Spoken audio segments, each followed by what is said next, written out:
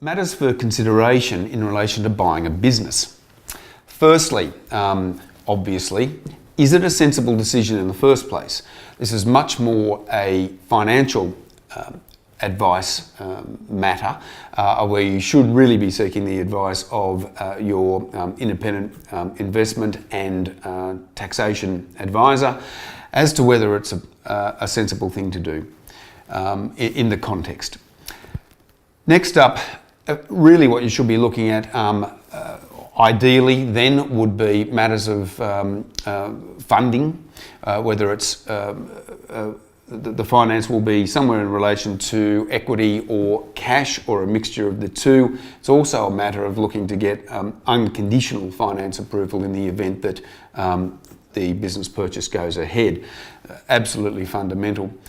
Another consideration obviously would be what business structure are you looking to enter into a business purchase with, whether it be sole proprietor, partnership, joint venture, trust, fixed trust, discretionary trust, corporate entity of some description, or a mixture of those.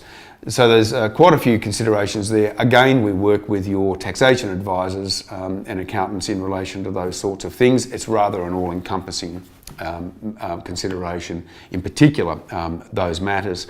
Stamp duty taxation goes without saying, are big factors on going in. Capital gains tax, stamp duty factors in New South Wales, and of course setting it up then for income taxation, depending upon again that structure, are certain considerations that we would again deal with your taxation people with.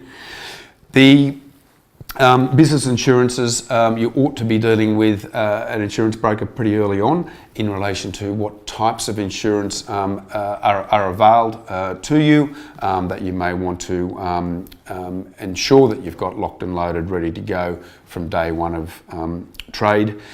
Again, there are very detailed employee entitlement related matters and general employee matters, superannuation, employment contracts. A lot of detail there requires to be considered prior to you going terribly much more forward than the actual contract itself.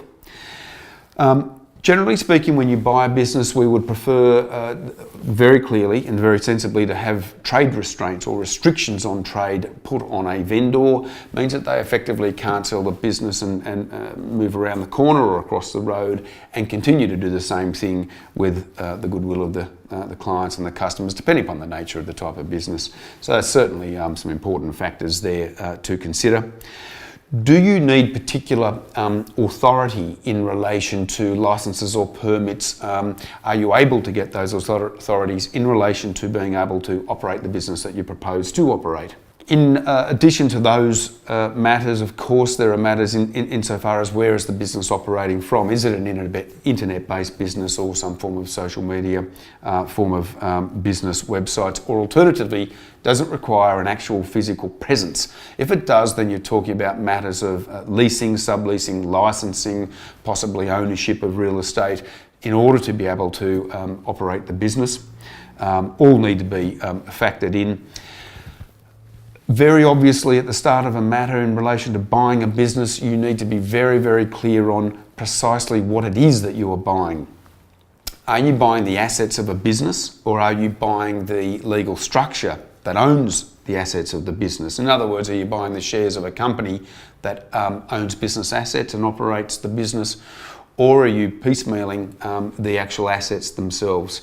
It's a very important and distinctive matter to be considered. There's a lot of issues, particularly in the event that you're buying shares of another company. You will also, in addition to obviously mortgagee consent, but there may be factors of consent such as franchisor consent, landlord's consent, and those sorts of factors going forward that we would always very much look into and would need to be discussed pretty early on. Intellectual property rights, if you're looking to acquire those, how do you acquire those? We can walk you all through those, certainly with specialist advice and general advice from our firm indeed.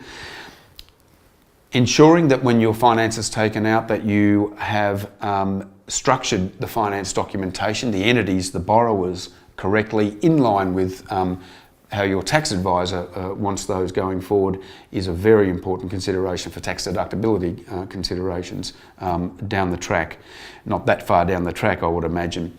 Staged acquisitions, piecemeal acquisitions can happen over time, buy-ins of shares or units in unit trust, those things again add a little bit of complexity to it, but we can certainly walk you through those. As you can see, there's a multiplicity of factors and considerations in relation to buying a business. Please do not hesitate to approach Blackwell Short for advice in this regard.